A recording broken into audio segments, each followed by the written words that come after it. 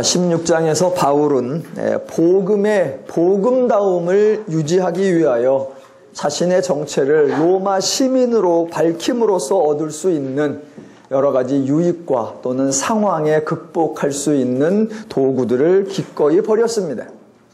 그러니까 바울은 복음을 위해서 희생당한 것이 아니라 바울의 생각에는 그만큼 복음이 더 가치 있는 것이기 때문에 중요한 것을 위하여 사소한 것을 기꺼이 내려놓은 것입니다. 그리스도인의 행동에는 포기나 희생이라는 개념이 존재하지 않습니다. 왜냐하면 포기나 희생이라고 하는 개념은 자기가 더 좋은 것을 가지고 있음에도 불구하고 복음 때문에 어쩔 수 없이 눈물을 머금고 좋은 것을 내려놓고 더 나쁜 것을 취하는 때 쓰는 말입니다. 그런데 바울은 자기가 가지고 있는 복음이 그 무엇보다 가장 좋은 것이기에 복음을 놓고 다른 걸 얻을 만한 것이 없기에 가장 좋은 것을 계속 가지고 있으려고 안 좋은 것을 버렸기 때문에 절대로 포기나 희생이 아닙니다. 그래서 성도는 포기한다, 희생한다, 양보한다 이런 생각이 들면 안 되고 자기는 가장 좋은 것, 가장 귀한 것, 가장 소중한 것, 가장 값진 것을 가지고 있다는 당당함이 있어야 합니다. 만약 저에게 신앙에 대한 에세이를 하나 쓰라 누가 말한다면 제목도 미리 정해놨습니다. 포기 또는 내려놓음 이런 거 말고 버림 또는 얻음이라고 저는 정할 것입니다. 기독교에서 사용하는 표현들의 의미를 잘 이해하셔야 합니다. 기독교적 원리나 하나님의 은혜의 원리에 근거하면 기독교에는 교만이라는 개념도 성립할 수 없고 겸손이라는 개념도 성립할 수 없다고 수차례 말씀드렸습니다. 구원에 관하여 성경이 강력하게 선포하는 것은 인간의 행위로 말미암지 않고 오직 하나님의 은혜라는 것입니다. 그래서 로마서 3장 24절에 이렇게 나옵니다. 그리스도 예수 안에 있는 속량으로 말미암아 하나님의 은혜로 값없이 의롭다함을 얻은 자 되었느니라. 이렇게 선포하니까 당연하게 고린도전서 1장 29절에 이는 아무 육체도 하나님 앞에서 자랑하지 못하게 하려 함이라 입니다. 예, 저와 여러분 모두가 하나님의 은혜로만 구원받았기 때문에 어느 누구도 자랑하거나 교만할 수 없고 동시에 겸손할 수도 없습니다. 자신이 행한 것을, 자신이 드러낼 수 있는 것을 굳이 밝히지 않고 드러내지 않으면 혹시 겸손이라고 말할 수 있겠는데 구원에 관하여, 신앙에 관하여 우리가 드러낼 것이 없고 행할 것이 없습니다. 그래서 행한 것이 없어서 말하지 않고 드러낼 것이 없어서 말하지 않는 것은 겸손이 아니라 그냥 사실일 뿐입니다. 종종 세상 사람들이 기독교인에 대하여, 기독교인의 태도나 기독교인의 정체에 대하여, 기독교인의 덕목에 대하여 언급할 때 주로 희생과 양보 또는 온유와 겸손을 상기시킬 때가 있습니다. 저 개인적으로는 대단히 부적절한 표현이라고 생각합니다. 도리어 기독교인 그러면 가장 좋은 것을 깨달아서 가장 탁월한 것을 선택하는 사람들이기 때문에 희생과 양보가 아니라 지혜와 선택이라고 말해야 하고 있는 사실을 그대로 인정하고 드러내는 사람들이기 때문에 온유와 겸손이라는 말 대신에 진실과 인정함이라고 언급되어야 하지 않나 저는 그렇게 생각합니다. 저와 여러분을 포함한 모든 성도들의 생각에 성도들의 마음속에 예수님 때문에 무엇인가 제한받고 있고 교회 때문에 희생당하고 있고 신앙 때문에 눈물을 머금고 양보할 수밖에 없었다는 심파적 고백이 나와서는 안 됩니다. 성도는 정반대의 고백을 할 수 있어야 합니다. 와, 하나님의 은혜를 받았다라고 하는 감격이 있고 진리를 알게 되었다라고 하는 희열이 있고 하나님의 나라의 평화와 안식을 누리고 있다는 즐거움과 벅찬 감동의 행복의 고백이 있는 것, 그게 성도의 말이어야 합니다. 복음을 복음으로 알고 복음을 복음으로 누리고 복음을 복음으로 전하는 일이 우리 가운데 바로 서야 할 줄로 생각합니다. 사도행전에서 보면 베드로나 스데반이나 빌립이나 바울이나 모든 사람들이 복음을 있는 그대로 전했습니다. 복음을 있는 그대로. 어떤 사람 표현에 의하면 그런 복음을 날복음이라고 하더라고요. 있는 그대로. 복음을 더 쉽게 전달하겠다는 명분으로 복음을 변질시키거나 복음을 희석하지 않았고, 죄인의 기준과 죄인의 사고방식에 맞추어주면 복음이 더 잘 전달될 거라고 생각한 적이 없습니다. 그냥 복음은 복음 그대로 드러냈을 뿐입니다. 그런데 안타깝게도 오늘날 교회들은 가능하면 복음의 색깔을 희석시키고 복음이 주는 하나님의 은혜보다 사회적 영향력과 특권을 얻을 수 있는 수단이나 방법쯤으로 전락시키고 있는 안타까운 현실입니다. 우리나라의 경우 종종 기독교를 언급할 때 우리나라의 복음이 처음 들어왔던 그 초창기 시대와 오늘날의 복음의 형태를 비교하는 경우가 종종 있습니다. 그러면서 이런 말을 합니다. 우리나라의 복음이 들어올 초창기에는 교회가 세상을 선도했는데 요새는 교회가 세상을 뒤따라가고 있다. 그러니 다시 교회가 세상을 선도해야 한다라고 말하기도 합니다. 아니요. 잘못된 판단이고 잘못된 계획입니다. 우리나라의 초기 기독교는 세상을 선도한 적이 없습니다. 세상을 선도한 것이 아니라 세상과 달랐던 것입니다. 예를 들어 보겠습니다. 우리나라 초기 기독교가 다양한 측면에서 그 당시 우리나라 개화기에 세상의 원리와 세상의 방법과 다른 행동을 많이 했습니다. 교육을 했고 의료를 했고 복지를 했고 문화를 했고 다양한 측면에 다양한 활동을 했습니다. 물론 당시 사회적 수준에 비교하면 선진화된 것이었고 앞장섰던 것입니다.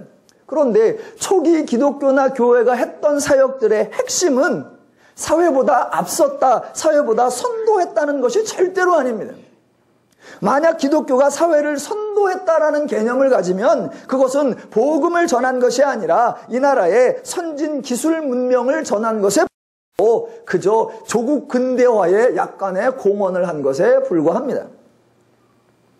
초기 기독교가 했던 많은 활동들, 즉 교육이니 의료니 복지니 문화니 그런 대부분의 활동이 중요한 의미를 갖는 가치가 뭐냐면 초기 기독교의 그러한 활동들이 철저하게 은혜의 원리에 입각하여 전개되었다라는 것입니다. 초기 기독교의 강조점이 사회를 선도했다거나 문화를 앞장섰다거나 여러 가난한 자들을 구제했다는 것이 아니라 교회가 은혜를 베풀었고 은혜를 실천했다는 겁니다. 기독교의 활동이 경제적 이득을 위해서 시행되지 않았고 비즈니스적 마인드로 운영된 것이 아니었습니다. 도리어 교회가 나누어 주는 것을 했고 베풀어 주는 것을 했고 주는 것을 했습니다. 그래서 교회의 여러 활동에 관하여 사회나 세상이 경쟁의식을 갖지 않았고 교회를 비난하지도 않았습니다. 자신들이 없는 것, 자신들이 할 수 없는 것을 기독교나 교회가 무료로, 공짜로, 은혜로 베풀어 주는 것을 감사했습니다. 그래서 교회가 존경을 받을 수 있었던 것입니다. 하지만 오늘날은 교회가 초당 초기보다 훨씬 더 많은 사역을, 훨씬 더 다양한 분야에 훨씬 더 큰 사역들을 하고 있는데 그 대부분의 활동들이 세상과 사회가 하는 활동과 중복이 되어버렸습니다. 그래서 초기 기독교에서는 교회가 하는 일을 세상 사람들이 경쟁한다고 생각하지 않았는데 오늘날 기독교의 활동에 대해서는 세상 사람들이 모두 경쟁 대상으로 간주하고 더 나아가 기독교나 교회를 비난합니다. 왜 비난하냐면 교회들의 하는 일들이 모두 대기업의 횡포와 비슷하기 때문입니다. 대형 교회라고 하는 엄청난 조직과 자본력을 등장하고 교회의 부대 시설이라고 하는 공간을 사용하고 교회 성도라고 하는 무료 인력을 동원하여서 교회가 많은 일들을 해버리니 경쟁하고 있는 사회에서는 이거는 불공평 거래고 이거는 불공정 사업이다라고 교회를 비난할 뿐 어느 누구도 기독교가 은혜를 실천하고 있고 기독교가 은혜를 베풀고 있고 기독교는 세상과 다르구나라고 생각하지 않습니다. 그래서 교회가 하는 일들을 보면서 사람들이 한번 쭉 쳐다보고 이렇게 말합니다. 아이고 요새는 교회나 세상이나 똑같아. 그러면 다행이죠. 한마디 더 하죠. 그게 뭔 소리야. 요새는 교회가 더해. 바울이 복음을 전할 때 사람들이 와서 이렇게 말했습니다. 로마 사람들이 받지도 못하고 행하지도 못할 풍속을 전한다라고요. 왜? 은혜를 행하니까. 그런데 오늘은 아무도 그렇게 복음을 말하지 않습니다. 복음이 변질되고 복음이 희석된 안타까운 반응입니다. 오늘 사도행전 17장 본문에는 복음에 관하여 전하는 자의 태도와 복음을 듣는 자의 태도가 아주 대표적인 모습으로 등장하고 있습니다. 자, 1절로부터 3절을 먼저 보겠습니다. 그들이 암비볼리와 아볼로니아로 다녀가 거기 유대인의 회당이 있는지라 바울이 자기의 관례대로 그들에게로 들어가서 새 안식일에 성경을 가지고 강론하며 뜻을 풀어 그리스도가 해를 받고 죽은 자 가운데서 다시 살아나야 할 것을 증언하고 이르되 내가 너희에게 전하는 이 예수가 곧 그리스도라 하니입니다. 16장의 감옥 사건은 빌립보라고 하는 지역에서 발생한 거였고 지금 감옥에서 풀려난 후 데살로니가에 왔습니다. 이따 설교 끝나고 저 벽에서 빌립보라는 지역과 암비볼리, 그 다음에 아나볼리아, 그 다음에 데살로니가, 베레아를 한번 쭉 찾아보시기 바랍니다. 그렇게 한번 보셔야 매달 오는 효과가 있죠. 자, 그렇게 데살로니가에 가서 바울이 관례대로 했다라고 하는데 사도행전 전체에 보면 바울이 안식일에 회당을 찾아갔다는 기록이 여러 군데 있습니다.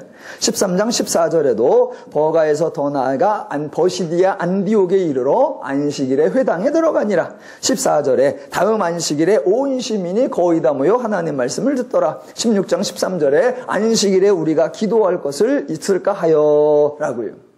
그러니까 흔히 베드로는 유대인의 사도고 바울은 이방인의 사도라고 하는데 처음부터 그랬던 것은 아닌 것 같습니다.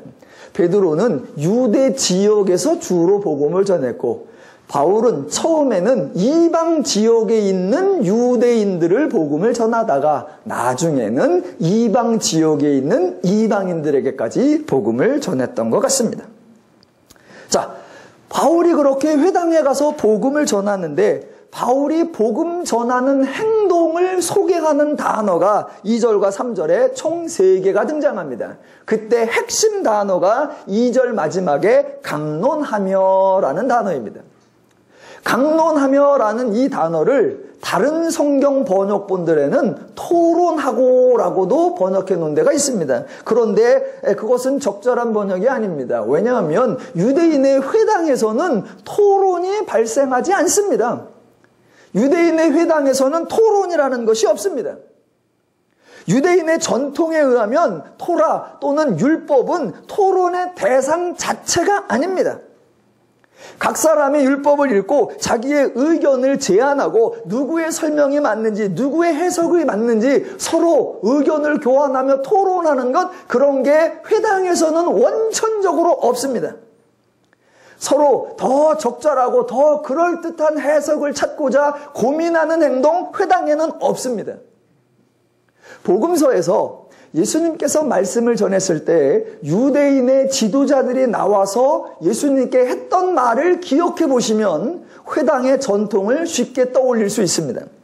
자, 마태복음 21장 23절에 여러분 잘 아시는 이런 표현이 나옵니다. 예수께서 성전에 들어가 가르치실세 대제사장들과 백성의 장로들이 나와 이르되 내가 무슨 권위로 이런 일을 하느냐, 또 누가 이 권위를 주었느냐라는 말입니다. 즉 유대 지도자들은 율법을 해석할 권위, 율법을 가르칠 만한 자격이 있는 사람이 원래부터 구별되어 따로 있다라고 정한 것입니다. 누구라도 율법을 읽다가 새로운 깨달음이 있으면 의견을 제시할 수 있다, 그런 게 아니라 율법을 해석할 수 있는 자격을 받은 사람, 율법을 해석해도 된다라고 하는 권위를 부여받은 사람, 그 사람만이 율법에 대하여 언급할 수 있다라는 겁니다. 그러니까 예수님께서 복음에 대하여 색다른 해석을 하고 복음에 대하여 자기들과 다른 해석을 하니까 와, 그 해석이 신기한데 그거는 말이 되는지 안 되는지 따져보자, 아예 관심이 없습니다. 네가 어떻게 해석을 하고 어떤 풀이를 해놓느냐는 전혀 관계없이 너는 해석할 만한 자격이 없는 자잖아. 너는 그런 권위를 받은 적이 없는 사람이잖아. 그래서 원천적 차단입니다. 그러니까 회당에서는 토론이라는 것 자체가 없습니다. 그 권위를 부여받고 그 자격을 받은 사람만 그냥 일방적으로 풀어놓을 뿐입니다. 그러니까 바울은 회당에서 토론한 적이 없습니다. 물론 바울이 마치 유대교 지도자들처럼 내 말에 토달지 마라, 나는 권위가 있으니 내가 일방적으로 말한다, 그런 건 아니었습니다. 바울은 사람들과 토론하고 싶어 해서 말해도 사람들 중에는 어느 누구도 바울의 말을 듣고 바울 말씀이 참 그럴듯한 것 같습니다. 그거보다는 이렇게 하는 게 조금 더 옳을 것 같습니다. 그런 반응을 보인다, 안 보인다? 전혀 안 보인단 말입니다. 왜? 유대 평민들 생각엔 혹시라도 회당에 가서 그런 말을 했다가는 권위에 도전하는 거고 자격 없는 자가 부정한 짓을 행하는 것으로 하여 유대교에서 파문될 수 있다라고 하는 두려움이 있기 때문에 전혀 그런 행동을 하지 않았습니다. 자, 그래서 바울이 강론했다라고 하는 말은 토론했다는 것이 아니라 정확하게 표현하면 철저하게 말하다, 이야기하다, 연설하다, 설명하다라는 의미가 됩니다. 그러니까 바울이 복음을 전하면서 자세하게 설명해 준 겁니다. 그렇게 바울이 설명해 주는 행동에 보조로 따라오는 두 개의 분사가 있는데 3절에 나오는 하나는 뜻을 풀어라고 번역되어 있는 단어와 다른 하나는 증언하고라고 번역되어 있는 단어입니다. 뜻을 풀어라는 단어는 사전적으로 완전히 풀다, 열다, 해석하다, 설명하다라는 뜻입니다. 그러니까 바울은 강론, 즉 차근차근 이해하기 쉽도록 풀어서 설명해 주었다라는 말이 되고, 두 번째 증언하고라는 단어는 사전적으로 되풀이하여 가르치다, 지적하다, 앞에 놓다, 제출하다라는 말입니다. 그러니까 알 때까지 계속 반복하여 가르쳤다는 겁니다. 그러니까 바울이 회당에서 한 행동을 표현하는 세 개의 동사, 하나의 주동사와 두 개의 분사가 있는데 다 연결해 보면 바울은 회당에서 뜻을 풀어주면서 계속하여 가르치면서 자세하게 설명하였다라는 의미가 됩니다. 그럼 바울은 왜 이렇게 했느냐? 이유는 아주 간단합니다. 왜? 사람들이 이 내용을 알지 못하기 때문입니다. 자, 우리가 복음을 전한다, 예수를 전한다라고 할 때 가장 단순하게 전도라는 말을 씁니다. 자, 용어 하나를 잘 생각하셔야 됩니다. 전도, 그러니까 도를 전하는 거, 전하는 거니까 나누어 주는 거 또는 가서 말을 하는 거라고 생각을 합니다. 도를 전하니까 전하느라고 말을 하고 뭐라고 이야기를 하는 거. 또 복음을 전한다는 걸 다른 표현으로 하면 복음 선포라고 합니다. 그러니까 선포라고 하니까 또 외치는 거 또는 소리 지르는 거 또는 알리는 거라고 생각합니다. 그러니까 전도나 선포라는 용어를 들으면 말하는 거, 알리는 거, 외치는 거라고 그것을 전달하는 행동, 전달하는 움직임, 전달하는 활동을 사람들이 떠올립니다. 그런데 지금 복음 선포라고 할 때 그 선포는 외친다, 소리 지른다, 알린다 이런 의미가 전혀 아닙니다. 선포라고 하는 단어는 복음을 전하고 알리는 행동에 관계된 단어가 아니라 복음의 내용에 관계된 단어입니다.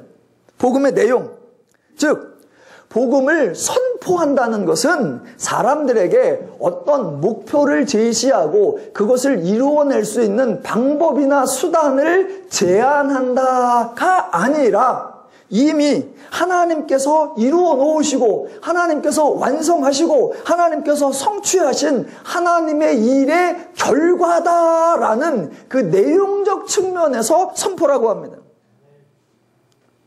그러니까 지금 바울이 전하거나 예수가 전하는, 우리가 전하는 내용은 목표와 수단이 아니라 이미 완성되었다, 이미 이루어졌다, 다 된 거다. 외치는 행동이 아니라 그 외치는 내용이 모든 것이 완성된 거다라는 의미를 선포라고 말하는 겁니다. 그러니까 복음의 내용적 측면에서 복음은 제안이 아니라 완성이기 때문에 선포라고 표현하고, 그 선포를 하는 행동은 설명하고 가르치고 풀어주고 강론하며 이렇게 되는 겁니다.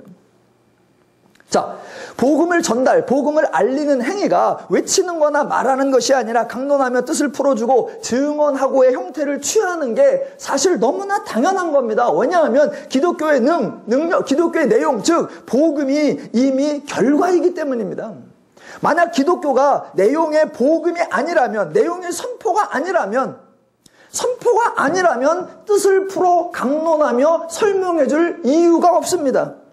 왜? 선포가 아니라면, 목적을 제안하고 방법을 알려주는 거라면 세상 사람들은 그저 다 알아듣습니다. 왜? 허구한 날 하는 게 그거니까. 세상에서 늘 있는 얘기가 그거니까.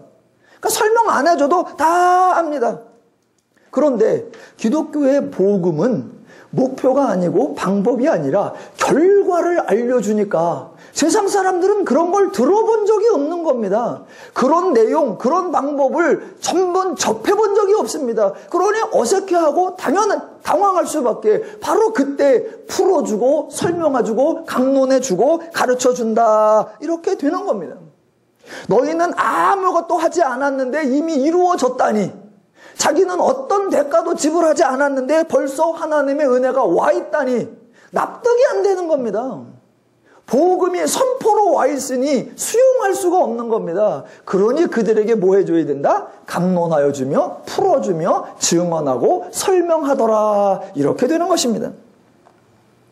자, 예를 들어보면 3절에 이렇게 나옵니다. 바울의 전한 내용이 등장하는데, 그리스도가 해를 받고 죽은 자 가운데서 다시 살아나야 할 것을 증언하고 이르되 내가 너희에게 전하는 이 예수가 곧 그리스도니라.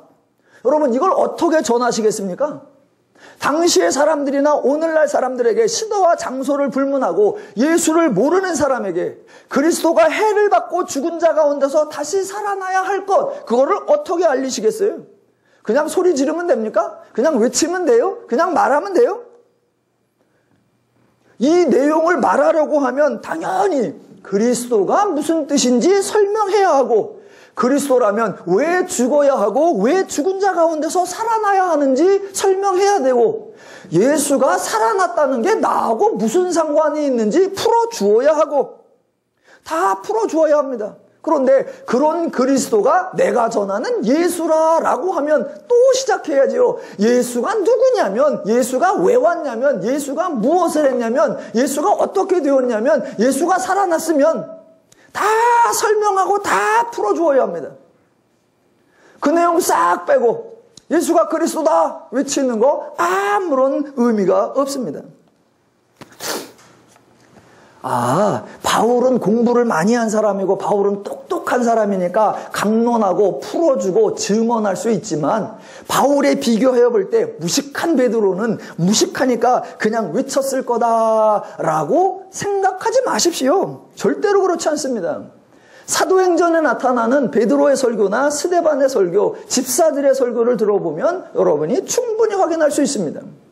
베드로전서 2장, 사도행전 2장에 베드로의 첫 번째 설교가 등장하는데, 성령이 임함으로 방언으로 말하게 되는 그 사건을 해설할 때 사도행전 2장 14절 이하에 길게 등장합니다. 그런데 그냥 외치는 것이 아니라 그 설교 내용 중에 선지자 요엘의 예언이 등장하고 다윗의 시편이 등장합니다.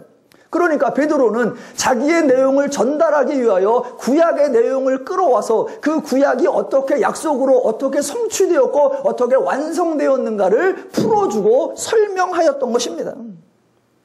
두 번째 설교가 사도행전 3장에 성전 미문에 앉아있는 안진뱅이를 고친 사건입니다. 그런데 그 사건 이후에 설교할 때는 더욱 장대합니다. 아브라함의 하나님부터 시작해서 모세를 언급하고 사무엘 때부터 이어 모든 선지자들의 메시지를 언급하면서 예수가 그리스도다라고 구약을 총괄해서 설명합니다.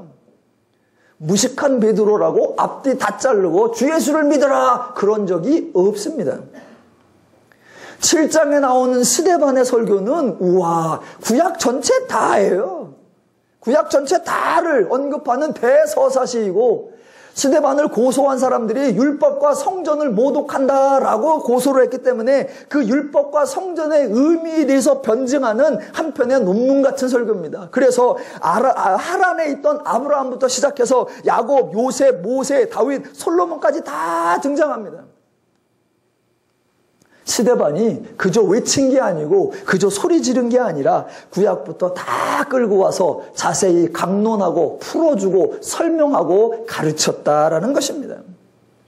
8장의 빌립도 마찬가지입니다. 이디오피아 내시를 만났는데 그 내시가 마차에서 선지자의 글을 읽고 있습니다. 그러니까 내시가 이디오피아 빌립이 뭐라고 하느냐? 그 글에서부터 시작하여 예수를 가르쳐 복음을 전하니 최소한 2개는 끌고 온 겁니다. 예언의 말씀이 왜 누구에게 어떻게 전해진 것이며 그 예언이 어떻게 완성되었고 예수와 그 예언이 어떤 상관이 있는가를 다 강론하며 풀어주고 설명하고 가르쳤다라는 것입니다. 고넬료의 집에서도 마찬가지입니다. 베드로는 그냥 말한 게 아닙니다. 사도행전 11장에 가보면 베드로가 고넬료에 가서 집에 가서 침례 요한 때부터 시작해서 그 침례 요한이 선포했던 그 사람이 바로 그리스도다라고 하고 그 그리스도가 우리에게 나타났고 그래서 우리가 그 그리스도의 증인이다라고 많은 얘기를 끌고 와서 변론하여 강론하며 설명하고 풀어주고 가르쳤다라는 것입니다. 물론 성경에는 아주 간단하게 베드로가 복음을 전하니라 라고도 기록되어 있고 바울이 예수가 하나님의 아들이심을 선포하니라 라고도 기록되어 있습니다. 그렇게 짧게 기록되어 있다고 해서 그들이 앞뒤 자르고 예수 믿으라 예수가 그리스도다 라고 말했을 거라고 생각하시면 안 됩니다. 그들은 그 복음 즉 선포하는 내용을 강론하며 풀어주고 설명하고 가르쳤다는 것입니다. 복음을 설명하고 가르쳐야 하는 이유가 뭐냐? 기독교는 선포, 즉 결과이기 때문, 기독교는 내용이기 때문입니다. 오늘날 교회들이 설명하고 가르치는 일보다는 다른 활동에 치우치는 것이 참으로 안타깝습니다. 왜 자꾸 다른 얘기를 많이 하냐? 복음이 완성이고 복음이 성취라는 것을 알지 못하기 때문에 하나님의 선포를 외치지 아니하고 비전을 외치고 꿈을 외치고 목표를 외치고 계획을 외치고 그것을 위하여 우리가 어떻게 하자 우리가 저렇게 하자라고 여러 가지 선동이 난무한 것 복음이 빛을 잃어버리는 참으로 안타까운 현실입니다. 사도행전에 보면 바울이 복음을 전하는데 그 복음이 아주 다양한 주제로 등장합니다. 아마 여러분이 저렇게 다양했나? 상상도 못하실 텐데 제가 한번 몇 군데만 찾아보겠습니다. 자, 바울이 다메섹으로 가는 길에서 예수님을 만나고 아나니아의 도움으로 눈을 뜨고 치료한 직후부터 이제 복음을 전합니다. 그때 사도행전 9장 20절에 가보면 이렇게 나옵니다. 즉시로 각 회당에서 예수가 하나님의 아들이심을 전파하니 예수가 하나님의 아들이라고 했습니다. 그런데 바로 이어서 22절에 가보니까 사울은 힘을 더하여 예수를 그리스도라 증언하니 아까는 하나님의 아들, 이번엔 그리스도입니다. 더 나아가 사도행전 17장 18절 다음 주 중에 보겠습니다만 그 끝에 보면 뭐라고 나오느냐 바울이 예수와 부활을 전하기 때문이로라 라고 나옵니다. 귀신이 한 말에 의하면 지난주에 봤던 16장 17절에 이렇게 나옵니다. 바울이 이 사람은 지극히 높은 하나님의 종으로서 구원의 길을 전하는 자라라고 합니다. 예수는 하나님의 아들이다. 예수는 그리스도다. 예수와 부활 또 예수는 구원의 길을 알려준다. 더 나가볼까요? 20장 25절에 이렇게 나옵니다. 보라 내가 여러분 중에 왕래하며 하나님 나라를 전파하였으니 또 보면 24장 24절에 자, 그 총독 앞에서 말하기를 바울이 의와 절제와 장차 오는 심판을 강론하니, 제가 소개시켜드린 것만도 5개예요. 하나님의 아들이심을 말하고 그리스도이심을 말하고 예수와 부활을 전했기 때문이고 구원의 길을 가르쳐줬고 의와 절제와 장차 오는 심판을 강론했다. 이 내용들은 다 다른 내용일까요? 같은 내용일까요? 예, 표현은 다 다른데 내용적으로는 다 같은 겁니다. 그게 같다는 걸 어떻게 해야 됩니까? 강론하며 풀어주며 설명하여 가르치더라. 그렇게 되어야만 합니다. 잘 생각해 보시면 베드로 설교 2장이나 3장이나 잘 떠올려 보시면 그 베드로의 설교 중에 비전이 등장하느냐? 없습니다. 베드로의 설교 중에 방법이나 수단이 등장하느냐? 없습니다. 스데반의 설교 중에 비전이 등장하느냐? 없습니다. 스데반의 설교 중에 수단이나 방법이 등장하느냐? 없습니다. 8장의 빌립의 선교 중에 비전, 목표, 계획이 등장하느냐? 없습니다. 수단과 방법이 등장하느냐? 없습니다. 바울의 설교 중에 비전, 목표, 꿈, 계획 등장하느냐? 없습니다. 수단과 방법 등장하느냐? 없습니다. 왜? 기독교에는 그런 게 등장하는 종교가 아닙니다. 기독교는 정반대로 하나님이 이미 이루신 일, 하나님이 이미 완성하신 그 내용, 복음, 선포, 그것을 알리고 가르치고 풀어서 설명하는 것. 그게 복음의 내용입니다. 제가 이렇게 설교를 하면 아마 속으로 그거는 성도인 우리가 들어야 될 게 아니라 목사가 들어야 되겠네. 그렇게 생각하실 거라고 생각합니다. 그래서 제가 써놨습니다. 내가 들어야 한다. 그래서 제가 설교 중에 계속하여 강론하며 풀어서 증언하고 가르칠 것입니다.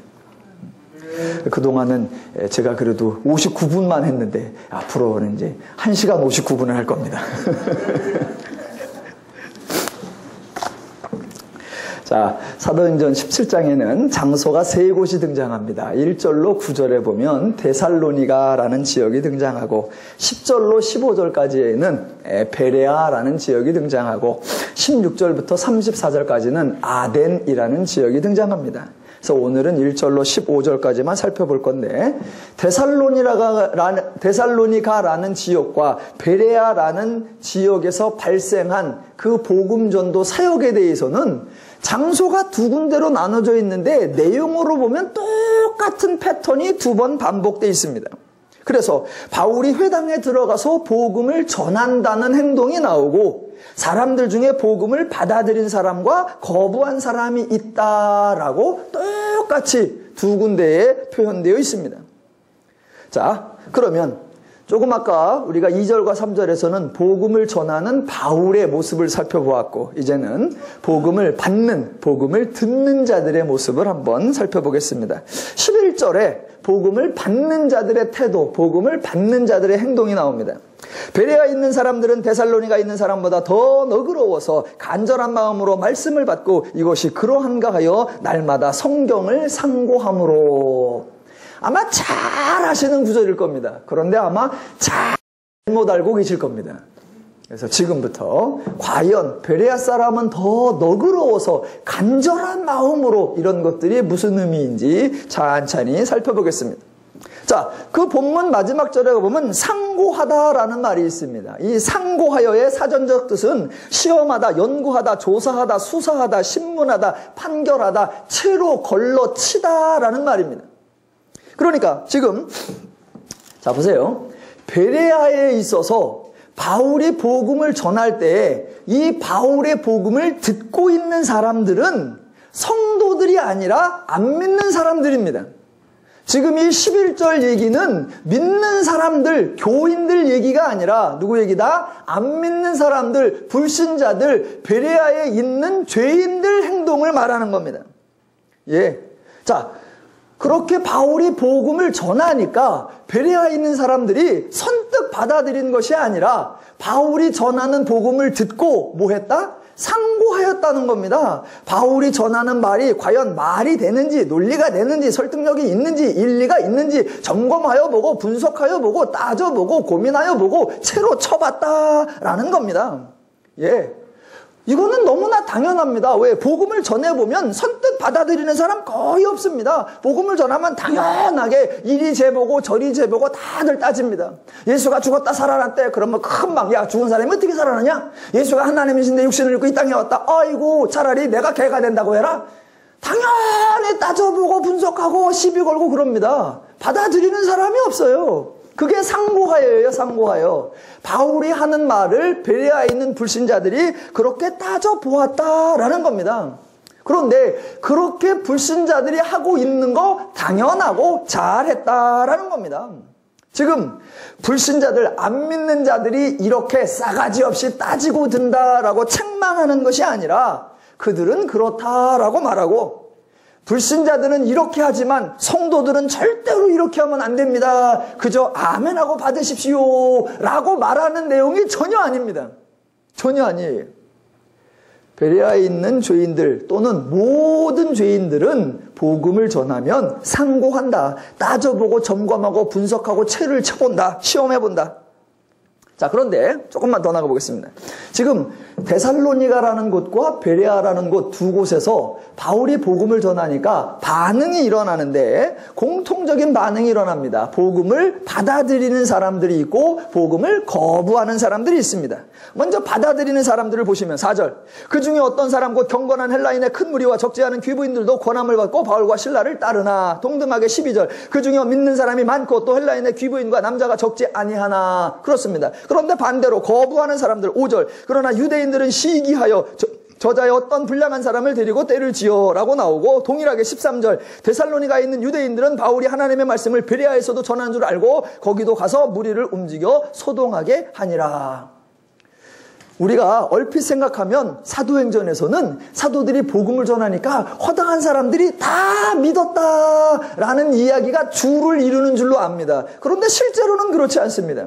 사도행전 전체에 보면 복음을 받아들였다는 사람 얘기도 많이 나오지만 반대로 그 복음을 거부했다는 사람 이야기도 무지하게 많이 나옵니다. 우리는 좋은 것만 기억하죠. 베드로가 복음을 전하니까 와, 하루에 3,000명이 믿었고 하루에 5,000명이 믿었고, 빌립이 사마리아 지역에 가니까 거기서 모든 사람들이 다 예수를 믿었고, 이방인인 이디오피아 내시도 받아들였고 또 다른 이방인은 고넬료도 받아들였다라고요. 와, 복음이 막 확장되었다, 하나님 나라가 막 퍼졌다 생각됩니다. 그러나 정반대 내용이 더 많다니까요. 복음을 거부하는 사람 얘기가 무지하게 많아요. 복음 전하는 자들을 잡아다 때리고 가두는 관원들 복음 받아들이지 않았고, 바리새 청년이었던 사울 처음에 받아들이지 않았고, 구체적으로 표현하면 14장 2절에 순종하지 않은 유대인들이 이방인들의 마음을 선동하여 라고도 나오고, 16장 19절에 나오는 여종의 주인들도 바울과 실라를 갖다 고발하고, 오늘 본문에 나오는 5절과 13절에 유대인들도 복음을 거부하고, 이제 다음 이제 18, 19, 20장 넘어가면 드디어 바울이 잡혀서 감옥 생활하다가 나중에 로마로 압송되는 이야기가 나오는데, 이제 한 19장, 20장 넘어가면 그때부터는 복음을 받아들였더라, 믿었다라는 사람 얘기가 거의 없습니다.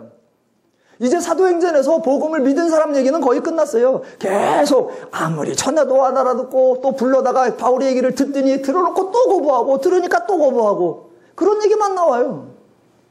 자, 뭔 얘기를 하려고 하냐면 보세요. 여러분에게 한 가지 질문을 드려보겠습니다. 복음서, 마태, 마가, 누가, 요한 복음서에서 예수님이 복음을 전할 때도 마찬가지이고, 사도행전에서 베드로나 스데반이나 빌립이나 바울이나 사도가 복음을 전할 때도 마찬가지고, 그렇게 복음을 전하면 복음을 받아들인 부류가 있고 복음을 거부한 부류가 있습니다. 그때 복음을 거부한 사람들이 어떤 특징이 있고 어떤 그룹들인지 여러분 딱 떠오르십니까? 아, 이런 사람들이 복음을 거부했었구나.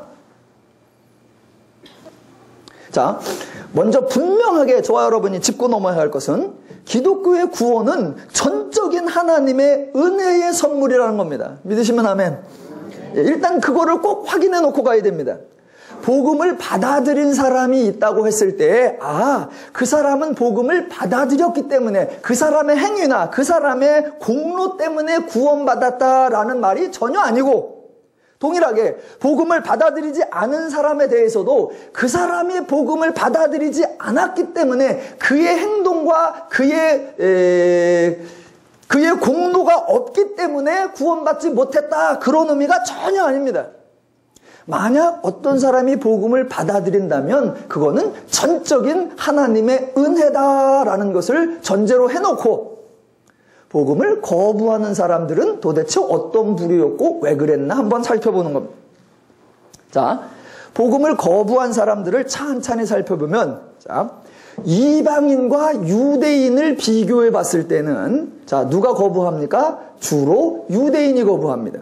그러면 유대인끼리만 비교를 해보면 유대인 중에 평민들이 거부합니까? 종교 지도자들이 거부합니까? 종교 지도자들이 거부합니다. 세 번째, 이방인끼리만 비교해보면 이방인끼리 중에서는 시민이 거부합니까? 관료들이 거부합니까?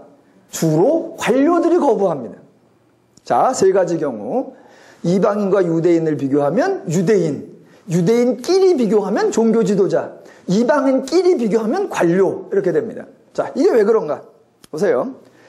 첫 번째 경우, 이방인과 유대인을 비교하면 대부분의 경우 유대인이 복음을 거부합니다. 그 이유가 뭐냐면 유대인들은 구원에 대하여, 그리스도에 대하여, 구원받는 방법에 대하여 알고 있다고 생각하는 겁니다. 이방인들은 구원이니 그리스도니 얘기를 하면 그게 누구요? 그게 뭔데? 어떻게 하는 건데? 그냥 그래요. 그런데 유대인은 우리도 알고 있어. 구원도 알고 그리스도도 알고 구원받는 방법도 알아. 우리도 알고 있는데 지금 네가 하는 말을 들어보니 우리가 아는 말하고 다르잖아. 그러니까 네 말은 들을 수가 없어 라고 하는 겁니다. 이방인은 어차피 모르니까 개념이 없는 거고, 유대인은 어차피 모르는데 본인이 알고 있다고 착각하니까 자기가 알고 있는 거와 다르다고 생각하니까 거부하는 겁니다. 자, 두 번째, 유대인끼리만 비교를 해보면 유대인끼리는, 자, 평민들이 있고 종교 지도자가 있습니다. 그럼 유대인은 평민이나 종교 지도자나 모든 사람이 구원을 알고 있고 구원받는 방법에 대해서 알고 있습니다. 그런데 왜 종교 지도자들은 거부하냐? 다 알고 있는데도 평민들은 구원받는 방법을 누가 모르나? 알지. 공덕을 쌓고 율법을 지키고 구제와 금식과 기도를 하고 그런 걸 하면 선을 쌓아서 그걸로 구원받는 거지. 누가 모르나? 그런데 우리 같은 서민이 어떻게 율법을 다 지키고 우리 같은 서민이 어떻게 구제와 금식과 기도를 하냐? 구제하려고 하니 나눠줄 게 없고, 금식하려고 하니 그거 먹고 힘내야 되는데 그것도 안 먹으면 힘을 쓸 수가 없고, 기도하려고 하니 우리같이 부정한 것들이 기도해봤자 들어주실 리도 없고, 방법은 알지. 그런데 해봤자 소용이 없잖아. 그러는데 반하여 유대 종교 지도자들은, 그럼 우리는 방법을 알지. 뭐 해야 돼? 구제하고 금식하고 기도해야지. 그래서 우리는 하고 있지. 3일에 한 번씩 금식하고 하루에 3번씩 기도하고 길거리 나가서 사람들에게 다 볼 수 있도록 기도하고, 우리가 율법을 행하고 선을 행하고 의를 행하고 다 행하고 있지. 우리가 이렇게 다 행하고 있는데 바울 왜 나와서 엉뚱한 얘기를 해? 우리가 알고 있는 방식에 의하면 네 말은 하나도 쓸모가 없어. 그래서 거부하는 거예요. 세 번째, 그러면 이방인끼리 중에서는 왜 시민들이 거부하고 시민들은 그렇다 치고 왜 관료들은 거부하느냐? 그게 아주 중요한 특징입니다. 보세요. 성경이 관료들을 등장시키는 이유, 관원이나 총독이나 이렇게 관료들을 등장시키는 이유는 그들이 사회적 기준으로 보았을 때 성공한 사람들이라는 겁니다. 그리고 그렇게 성공한 사람들은, 여러분이 뻔히 아시잖아요. 성공은 누가 해요? 개념 없는 사람, 아무것도 모르는 사람이 성공한다. 이래야 성공하고, 성공하는 촉을 알고, 성공하는 길을 알고, 성공하는 감을 아는 사람이 성공한다. 당연히 후자입니다. 그러니까 성공한 사람들은 성공하는 방법을 알고 있다는 겁니다. 자, 오늘 본문에 베레아에 있는 사람들은 데살로니가에 있는 사람들보다 더 너그러워서, 이 너그러워서가 너그럽다라는 말이 전혀 아닙니다. 또 마음이 따뜻하다 아니고요. 어떤 성경에 보니까 오픈마인드라고 또 해놨는데 아니요. 어떤 성경에 또 관대하여라고 했는데 아니요. 너그러워서의 오리지널 사전적 의미가 뭐냐면, 자, 베레아 사람들은 데살로니가 있는 사람보다 더 좋은 가문이어서, 더 잘난 집안이어서, 더 뛰어난 그룹이어서, 더 성공한 집단이어서라는 말입니다. 그러니까 베레아 사람들은 더 잘나고 더 성공하고 더 뛰어난 그런 특권층 계층처럼 돼 있는 거예요. 그런 사람이어서 간절한 마음으로, 이게 뭐냐면 아주 막 사모하는 마음으로 그것이 아니라, 그렇게 잘나고 성공한 사람들은 또 뭐가 있냐? 가만히 있어봐. 여기서 다가 아니지. 더 좋은 방법이 뭐 있을까? 더 큰 성공하는 방법이 뭐 있을까? 그거에 대하여 늘 귀를 열어놓고 있다는 겁니다. 그러니까 지금 이 잘난 사람들이 자기가 성공하는 방법을 알아서 성공했는데, 바울이라는 사람이 오더니 뭔가 또 뭔 말을 해. 가만히 있어봐. 저거는 또 다른 길이 될 수 있나? 저거는 또 다른 내 삶의 보탬이 될 수 있나? 저거는 또 다른 내 성공의 유익이 될 수 있나? 라는 생각으로 상고하여 따져보고 점검하고 분석하고 비교하고 시험하고 채를 쳐보더니 라는 말입니다. 자, 결론에 나와갑니다.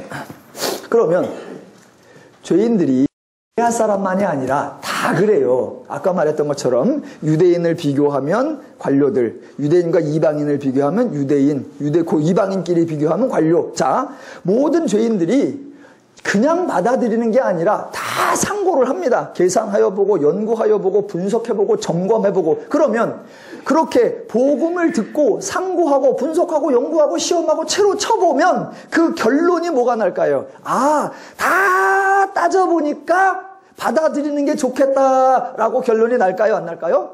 절대 안 난다는 겁니다. 다 따져보면 뭐가 이래? 다 따져보니까, 야, 어떻게 해야 구원받아? 하나님의 은혜로. 그러면 개나 소나 다 구원받아? 응. 아무것도 안 해도? 응. 그러면 거저요? 응. 아니, 그냥 공짜요? 응. 원하지도 바라지도 않은 놈에게도 그냥 줘? 응. 에이씨, 그런 게 어딨냐? 그러면 한 놈하고 안 한 놈하고 뭐가 달라? 말도 안 되는 소리라고 다 거부할 뿐이지. 그 은혜의 원리, 복음의 원리를 풀어서 자세하게 설명하여 강론하여 가르쳐주면, 아하, 기가 막힌 방법이구나. 이 은혜의 원리대로 하면 우리 중에 아무도 자랑할 수 없고 아무도 교만할 수 없으니 우리 가운데 자유와 평화와 안식과 연합이 이루어지겠구나 라고 생각하는 죄인이 있다 없다? 한 사람도 없다는 거예요. 그래서 죄인 중에 분석하고 따져서 예수를 받아들이고 예수를 영접한 사람이 없습니다. 잘난 사람들이, 알고 있다는 사람들이 이렇게 거부했으면 못난 사람들이나 모르고 있는 사람들은 거부할까요? 받아들일까요? 정답 잘 고르셔야 돼요. 자, 잘못 고르면 처음부터 다시 갑니다. 자, 결론. 안다고 생각하는 사람들이 상고하여 보고, 즉 따져보고 분석하여 보더니 에이씨 이건 아니다 라고 거부했다면, 모르는 사람들, 낮은 사람들, 실패한 사람들은 받아들일까 거부할까? 정답은 거부한다예요. 정답은 거부한다. 왜냐하면 우리 같은 것들이 뭘 알아? 아유, 저 잘난 사람들 하는 거 보자. 저들이 하는 대로만 따라가면 우리도 되고, 저들이 가는 대로만 하면 돼. 우리보다 많이 배웠고 우리보다 잘하는데 우리가 이제서 뭘 아는 척을 하겠어. 그런데 가만히 보니까 저들이 저거 아니래. 그러면 아니요. 죄인들은 그렇게 가는 거지, 잘난 것들이 안 가는 거 보니까 이게 길이요. 그런 죄인은 없습니다. 그런 죄인은 없어요. 그러니까 지금 성경이 받아들인 사람과 거부한 사람을 비교할 때 거부한 사람을 잘난 쪽, 상고한 쪽으로 들어가고, 받아들인 사람은 아유 무지렁이들은 그저 받아들였다, 그 얘기가 아니에요. 결국은 다 안 받아들인다는 거예요. 그런데 받아들인 사람이 있다면 그는 어떻게 받아들였다? 은혜로. 결론이 그렇게 가는 겁니다. 그래서 지금 자신들보다 더 많이 아는 사람들이 거부하는 것을 보면 그것은 옳지 않다고 하여 생각해서 자발적으로 스스로 합리적으로 생각해서 예수를 영접하고 복음을 영접하는 사람 한 사람도 없습니다. 자, 그래서 잘 보십시오. 복음을 전할 때, 기독교가 복음을 전해요. 그 전할 때 단순히 말하거나 단순히 소리 지는 게 아니라 당연히 강론하고 설명하고 풀이하고 가르칩니다. 그런데 그렇게 가르친다고 해서 저 사람들이 내 가르침을 이해하고 깨닫고 수용하고 인정할 것으로 기대한다, 안 한다? 안 해요. 안 합니다.